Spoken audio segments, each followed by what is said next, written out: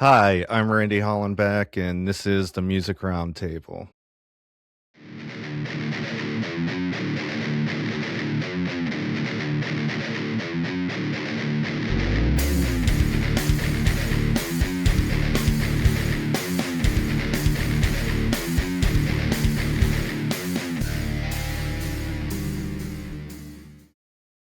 Today on the show, we have Clay from rock band Rogue Royal. What's happening, y'all?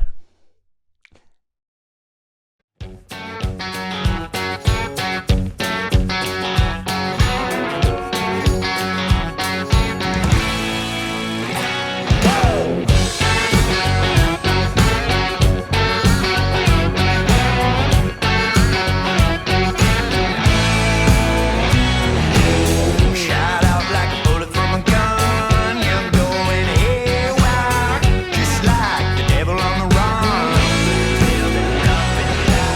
I thought that you were crazy. You're out of your mind. Somehow I loved you, baby. Well, am I wrong or am I right?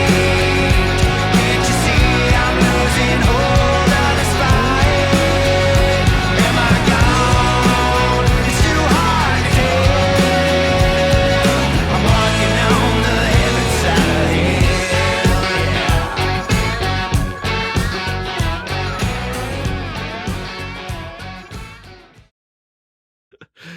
of Clay, last time you were on the show was November 2023, and we were talking about your song Fly From Here from your album Different Dimension.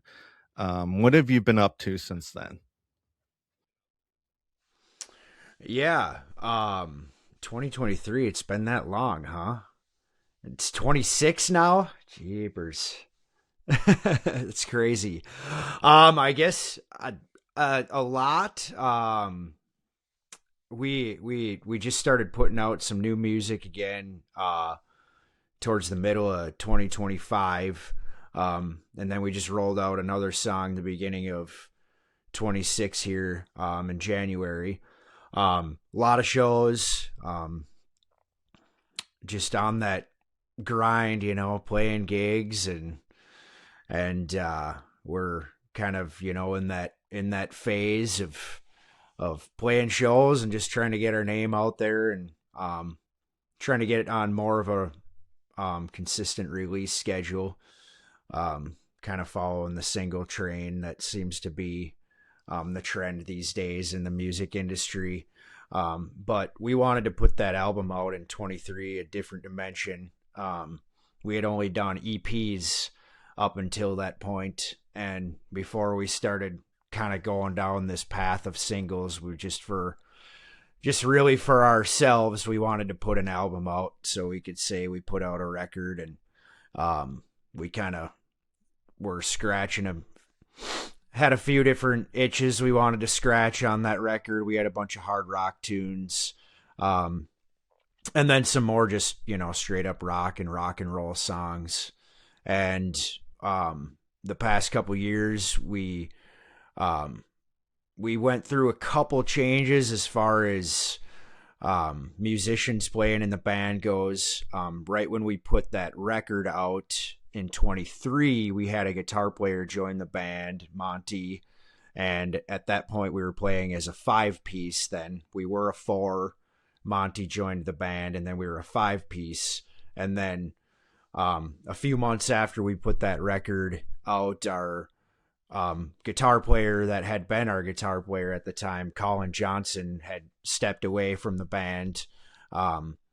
And we still work with him. We're still great buddies. He still comes and does studio stuff with us. He's a phenomenal musician, but he's just no longer a full-time member of the band. So now we're back to being a 4-piece with Monty as our lead guitar player and me as our rhythm guitar player and singer.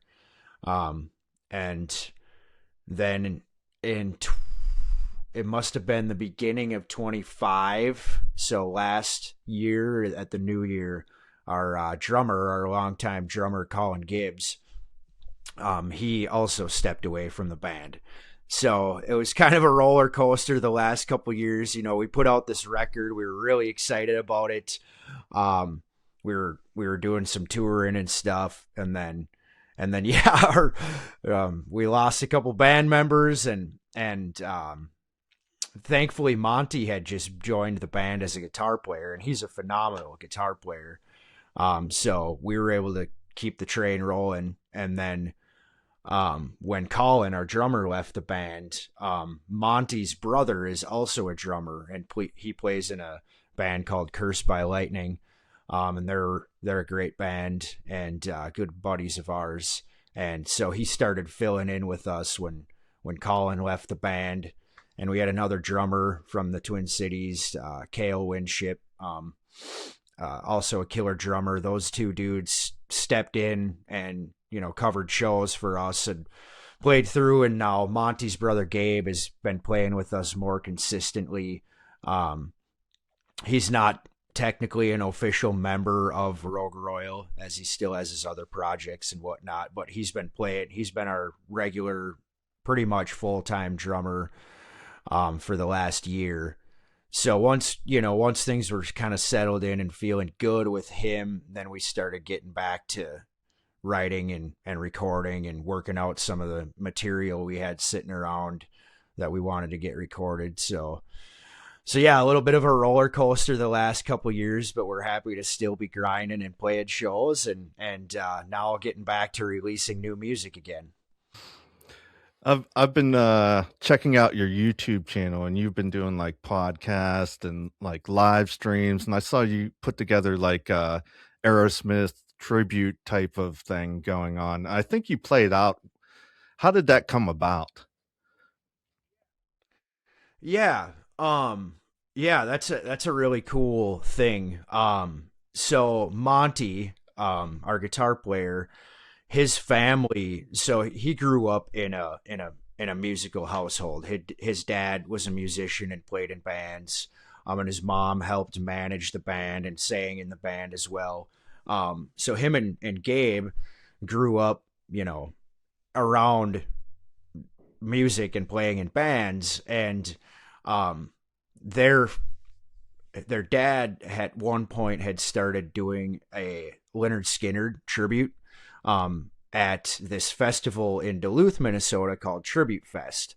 And it's this festival they put on for wounded veterans, really good cause, homeless veterans. So anyways, they had been a part of this festival doing this Leonard Skinner tribute act.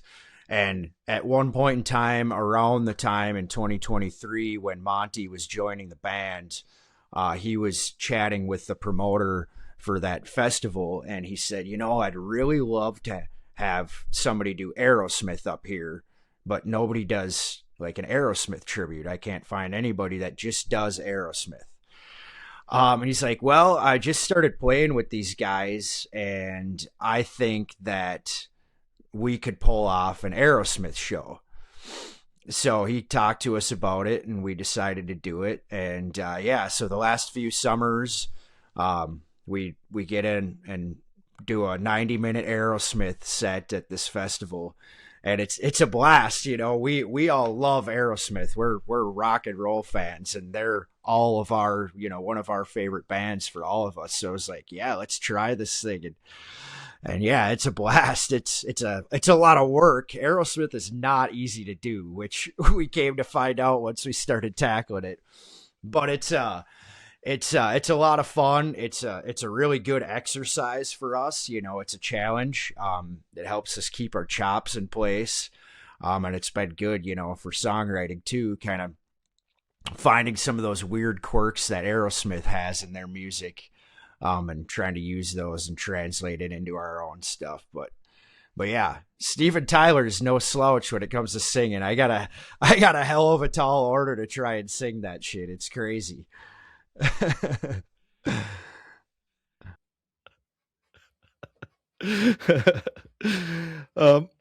you ever thought about releasing like one of those songs as a cover? We actually have. We've talked about doing Back in the Saddle. That's like one of our favorite songs, but also one of our favorites to do live. It's just, that opening scream, you just can't help but, get into it right away. And Back in the Saddle is always one, Toys in the Attic, kind of a throwback Aerosmith tune. That's a fun one too. We like playing, and we kind of put our own twist on the outro of that and rock it up a little bit. But yeah, those are a couple tunes we've talked about maybe covering and releasing as proper covers. We do have some of that stuff on our YouTube channel too, so if anybody's curious to see, we do have some videos of just I don't know if we got a couple. We might have a couple live videos from that festival, and I think we got some. I know for sure we got some in studio stuff as well.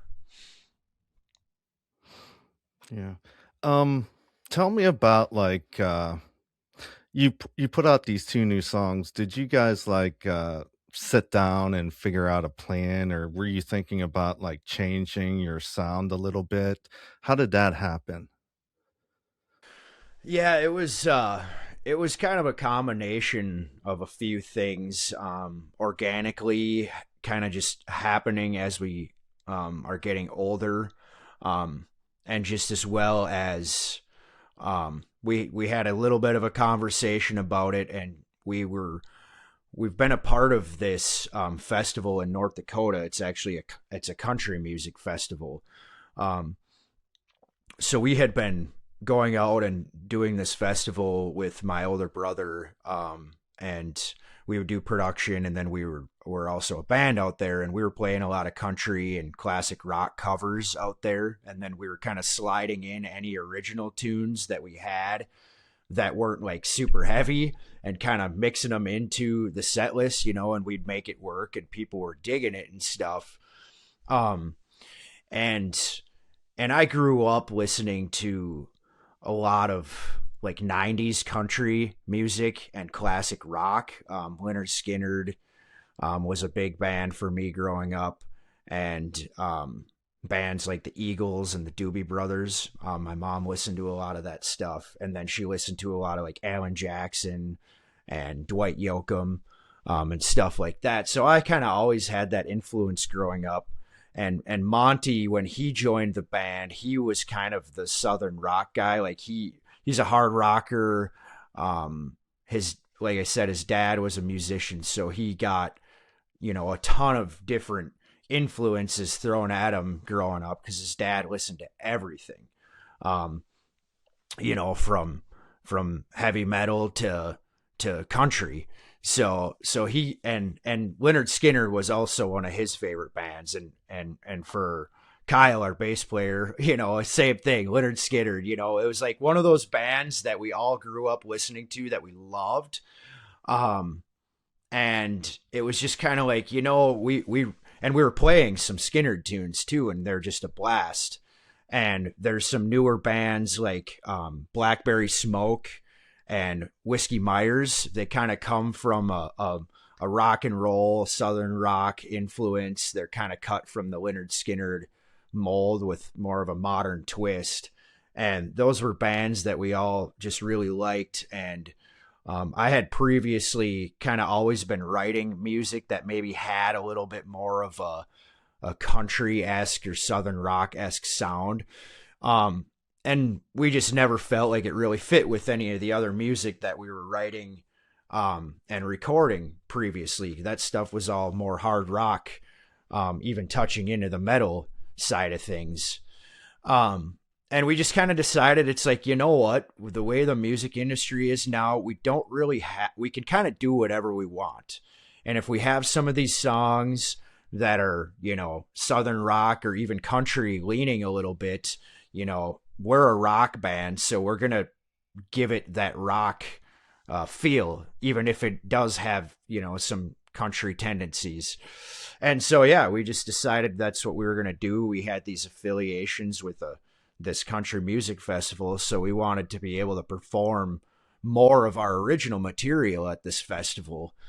So that was kind of the thing that really got the ball rolling. And it's like, now we can really play anything. We can play any type of show. We could play on maybe a country southern rock leaning show, or we could play on a hard rock metal show, and we have the original music to cover that whole spectrum. And so it's kind of fun, and we're itching a little bit of a different scratch with writing this kind of material. You work a little bit different muscle. It's almost more songwriting based, where like hard rock, a lot of times it's almost more generated from the music first, and guitar, big guitar riffs and loud drums and screaming vocals and stuff like that. And where when you're writing more of like a southern rock or even country, just rock and roll style song, it's the lyrical content, not that it doesn't matter with the other song, but there's just there's way more of a spotlight on the melody and the lyrical content. It seems like in that kind of music. So it's been a challenge, for us too, to, write songs in a little bit of a different style. But we have all this material kind of sitting around from the past as well that we hadn't touched, that we felt was too country or too classic rock sounding. So it was like, now we finally are like, let's use some of that stuff. Let's put it out. And, if people dig it, cool. If they don't, we have, hard rock songs as well they can listen to. So we just kind of said, hell with it. Let's do whatever we want, and people listen to it if they want to,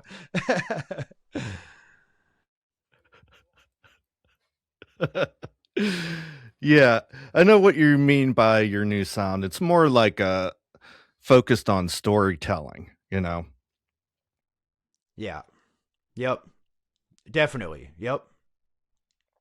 Which is hard. It's hard to do. It's almost third person, in some sense. It's like you write it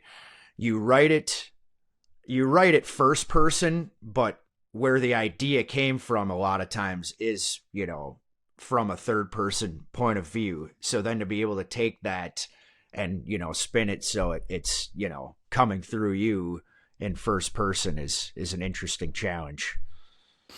Okay. We're going to talk about your songs here. We're going to start out with Heaven Side of Hell. And I was watching a video, and it reminded me of like Aerosmith, Dude Looks Like a Lady, kind of, and I was wondering if by doing that tribute Aerosmith, it kind of like inspired you for this song.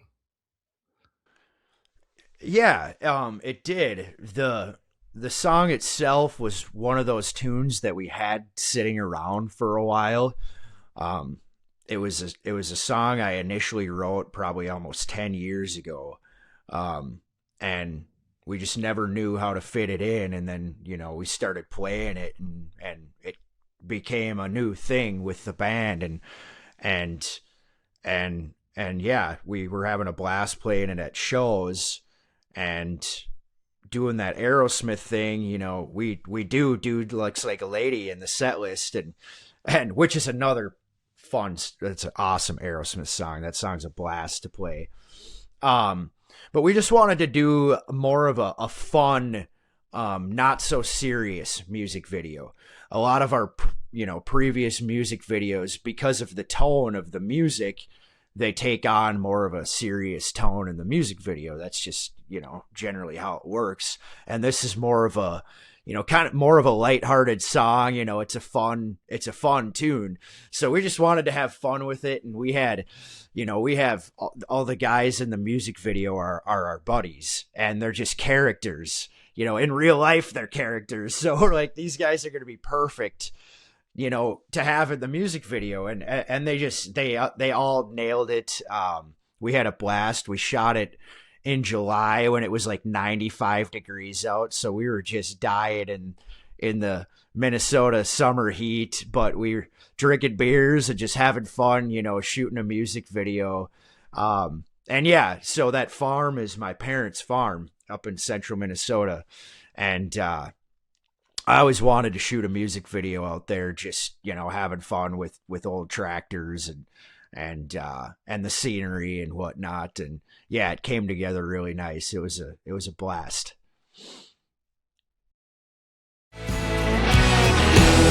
Felt like the angels coming, burning in your fire. The truth will keep you from it. You wanna be alive.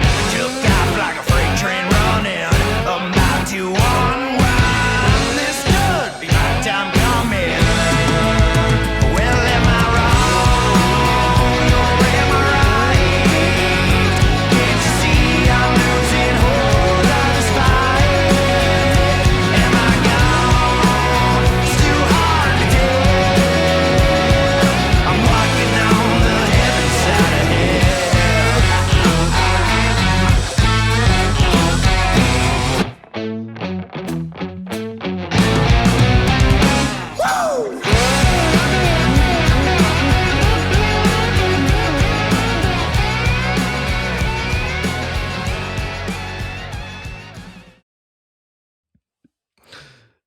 Okay. What is walking on the heaven side of hell? Yeah, interesting question.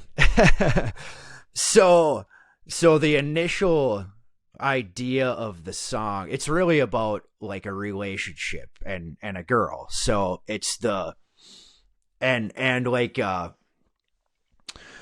maybe a girl more on like the wild side and flirting, kind of like flirting with disaster, you know. You're walking on the heaven side of hell, so you're straddling the line of good times and craziness, while also like whether or not this is the right thing I should be doing or not. um so yeah, that's really where that line walking on the heaven side of hell came from, is like, just the craziness of a relationship, or kind of being with, somebody that's wild and good times, and you're not really thinking about what's going on, you're just having fun, and straddling that line of of good and evil, and whether or not I should really be doing this.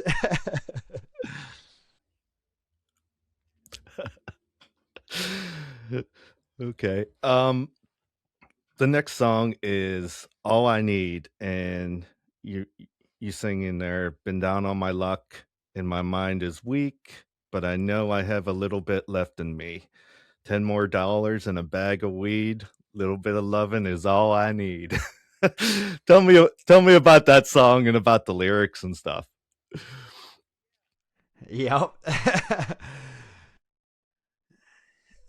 Yeah. That song actually kind of popped out of nowhere for me a little bit. I was listening to some Tyler Childers actually when I originally got the idea for that song. And so I was on a little bit of a Tyler Childers kick there, and I was just thinking about, again, more of like the songwriting, storytelling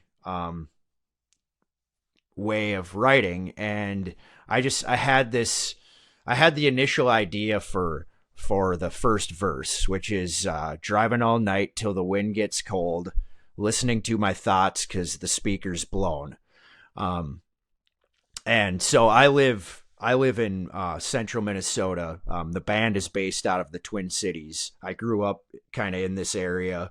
I lived down in the Minneapolis area for a handful of years, and then around COVID, I moved back up to the central Minnesota area, which is also where my wife is from. And so now the band rehearses every Tuesday night. So I drive down to the Twin Cities. It's about a 2-hour drive to the studio. So every Tuesday night, I drive down to the studio. We rehearse. We do whatever's on the schedule for the week, and then I drive home at night. So I was just thinking about kind of my life's current situation, and that idea, driving all night till the wind gets cold, driving north. and listening to the thoughts because the speaker's blown came from the fact that my car stereo quit working. So now I have like a Bluetooth speaker or just my AirPods that I listen to music and podcasts through while I'm driving because my stereo quit working in my vehicle. So like that just like thinking about the, how it seems like, when it rains it pours thing. One bad thing leads to another bad thing leads to another bad thing, and how a guy can get in a rut, but it's like, what, I don't need a lot in life. I need, I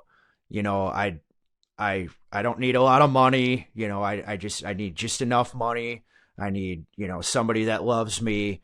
The bag of weed is just, the something to take your mind off the distraction, whether it doesn't have to be weed. It doesn't have to be alcohol. It can be, whatever your hobby is, but that weed just so happened to rhyme and is a fun extracurricular activity. So, so yeah. And that's really what the song is about, is like, even when life's tough, as long as I have, somebody that loves me or people around me that love me, and the necessary things in life, life's not so bad after all. And that's really what the song is about. Driving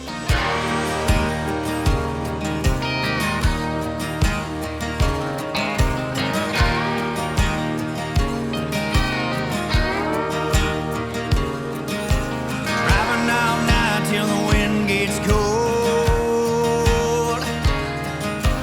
listening to my thoughts cause the speaker's blown. It's been so long since I've seen headlights, nowhere to be, gonna roll all night. Been down on my luck and my mind is weak, but I know I got a little more left in me. $10 more and a bag of weed, a little bit of loving is all I need. It's all I need. Okay. I wanted to ask you a couple music industry questions. What do you think should change, that you would like to see change in the music industry? How much time do we have? No, I'm just kidding. Well, yeah, that's a tough question. I mean, yeah, from an artist standpoint, kind of it it just seems like there's always new ways for the artist to be taken advantage of. Whether it's old school and shitty record deals and managers and stuff like that, and now it's really just it's the streaming and the way, really just the way the industry kind of functions around that, and you couple that with the fact that live music in a sense is in somewhat of a decline just because of the nature of society right now. That really makes it tough to be a musician. You're, on one hand, you're not making music off your music because you don't make anything from streaming. It's pennies on the dollar. And unless you're getting, millions and billions of streams, you're not generating an income just from your music. And, and now you take live shows and, there's still a lot of great bands playing live music, and I don't think live music is necessarily dying per se, but like the younger generations aren't going out. That's been the trend for the last 30 years. Just younger generations aren't going out as much as prior generations were. So you're really competing with not just other live music and entertainment that gets you out of your house.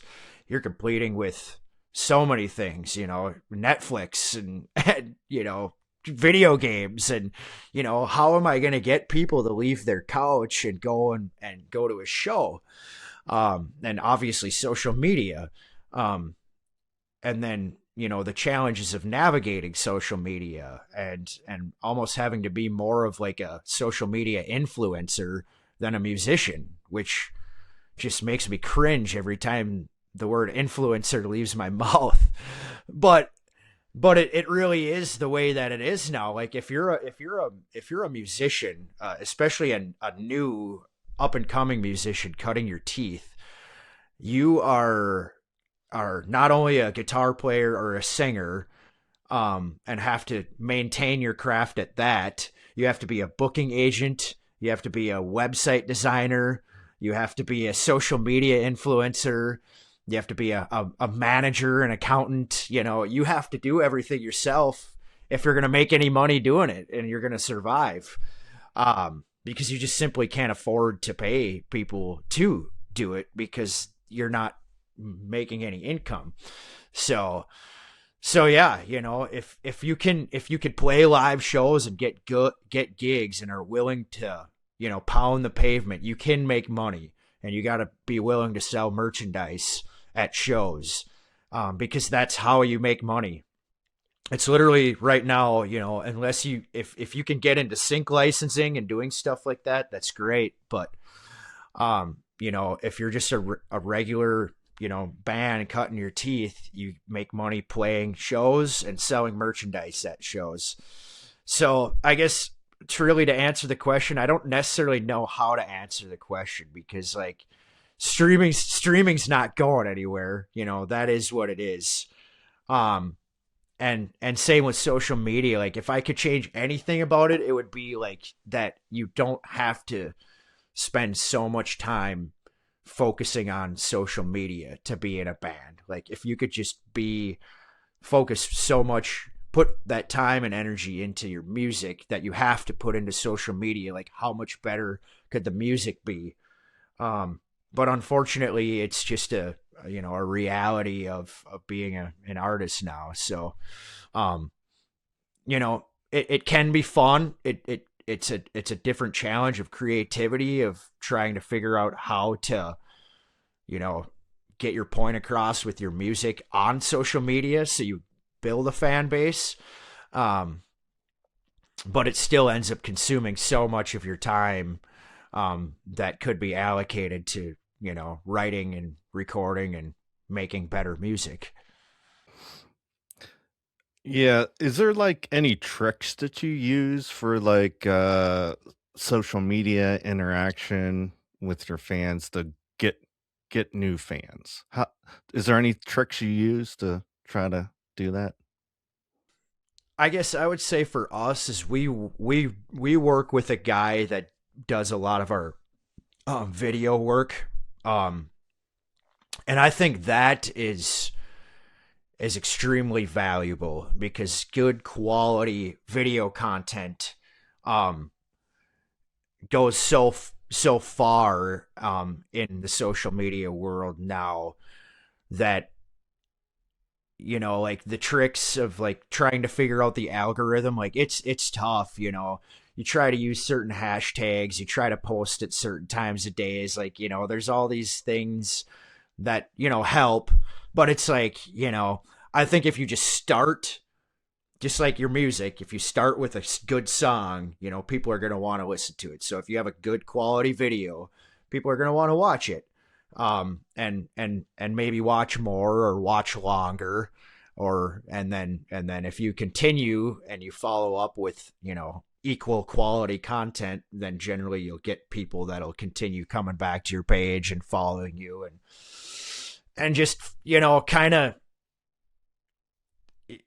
being yourself, too. You just kind of got to try and be yourself, and let that shine through on social media. Authenticity, even on social media, carries through. There's a lot of unauthentic people on social media that still are famous and still make a lot of money because of social media. But I just find, like, just like your music, if you're just be who you are and do your thing. People will want to watch and people will want to listen. Okay.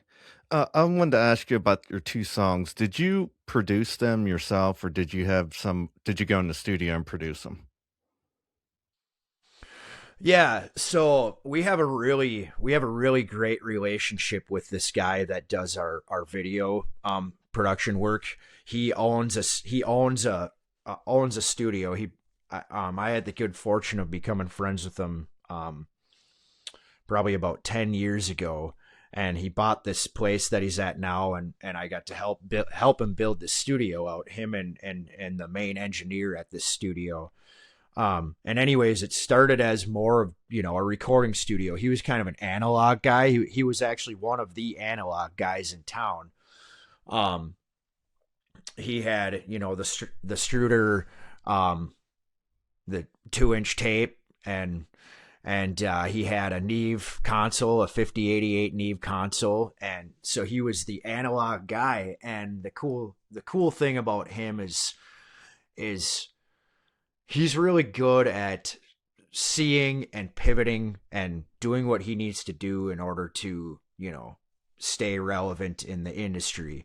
And he saw the trend, and as much as it pained him to let go of some of that analog gear, he just saw how important social media was going to be in the music industry, and he actually pivoted to being more of a video production guy. So we work and rehearse out of his studio. We record out of there because he has, all the audio gear there. But he has a full video production setup as well. So the last two songs, and actually the Different Dimension record as well, we worked with a friend of ours, Brett Havens. He's an engineer, producer, good friend of ours, and he came in and he was the engineer and co-producer on the record with us, and the band we self-produced. And yeah, it's cool doing it that way. And we have the luxury of working out of this studio because we have the ability to not be, how do I want to say it? We're not necessarily we're efficient, but we're not like necessarily tied to the clock where it's like we have to get this done in the next 2 days or whatever. So we get to be creative, we get to play around with things, we get to try where we different areas of the room we want to set up the drum kit if it sounds better, just stuff like that. And they have a great board in there. I'm having a brain freeze on what the name of the board is that's in there right now, but Dylan, the main engineer there, he's got a lot of good quality gear that we get to run through, and Brad, the guy that owns the studio, he does work for Biodynamic, video work for them. So he's got some Biodynamic microphones and headphones and stuff in there, and it's all just really good, high quality stuff. So yeah, we go in there. This is our rehearsal space. So like, we rehearse there. So then to go there and record, we're comfortable. It's not a new environment. We feel like we're right at home, and then with Brett, our buddy, he's not afraid to tell us like when he thinks we should or shouldn't do something, but he's also our friend and easy to work with. So like it's a good combination of not necessarily having a yes man, but also having somebody that's willing to, go down a rabbit hole with you on something, and even if it doesn't work out. So yeah, that's the way we've been doing things the last couple years, and seems like we've been getting the music and the sound and what we've really been chasing that we maybe feel like we haven't been getting up until this point. Yeah, that's cool how that all came together and you're working out of the studio and your practice space, and there's no pressure for you to do anything. You could just relax and, experiment with a lot of different things to see with sounds and stuff, you know?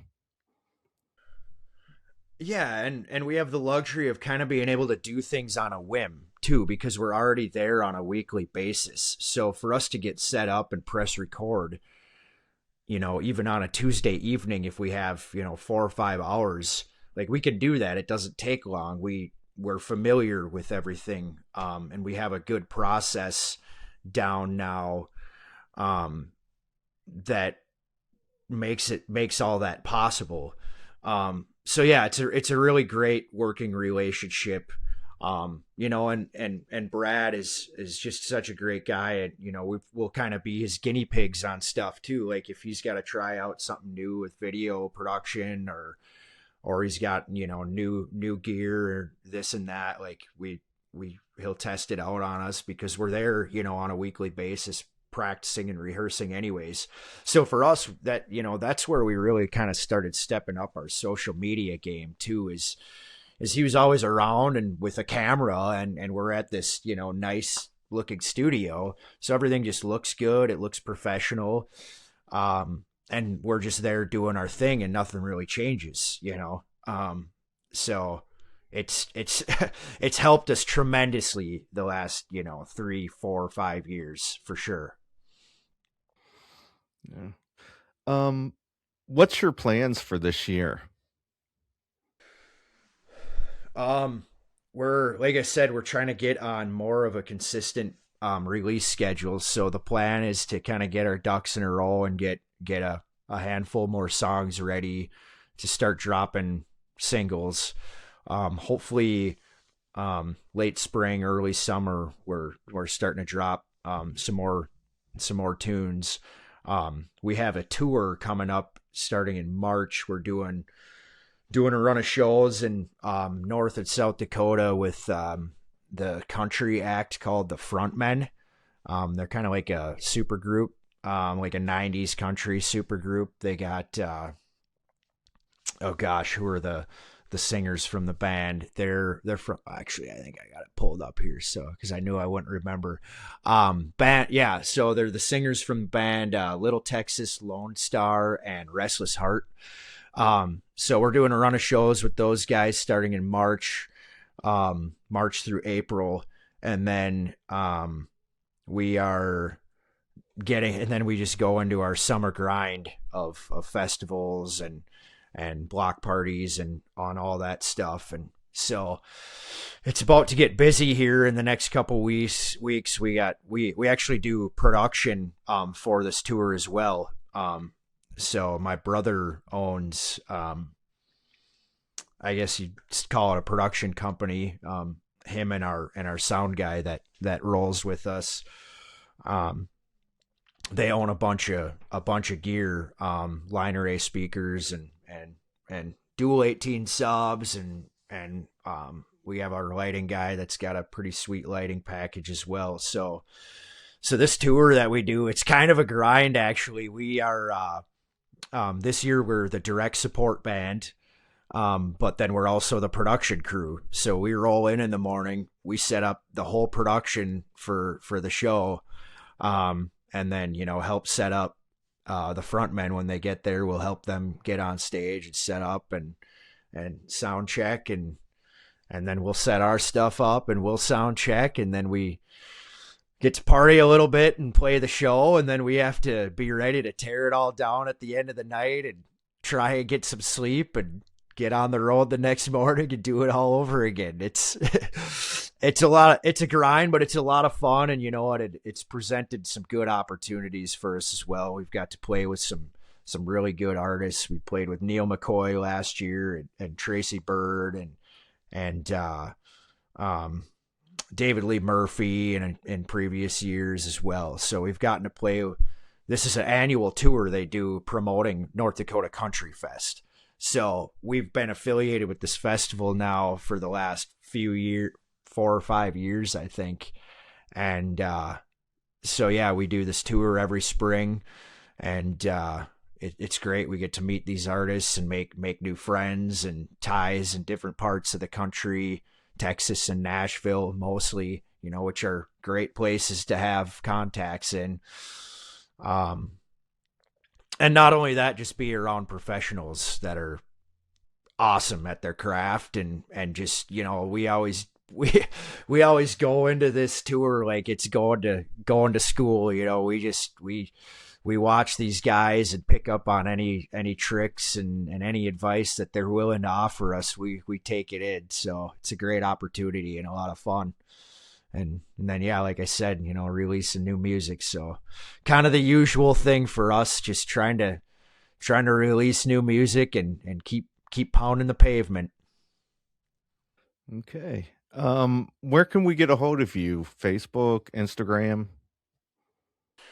Yeah, Instagram, Facebook, TikTok, all that stuff. It's Rogue Royal Official, and our website as well is rogueroyalofficial.com.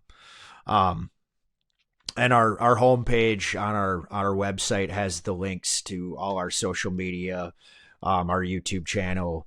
It's got our videos, our music, and merch. It's all right on the main page of our website, and tickets for the upcoming tour as well. The Indie Country Fest Yeartown tour with the frontmen.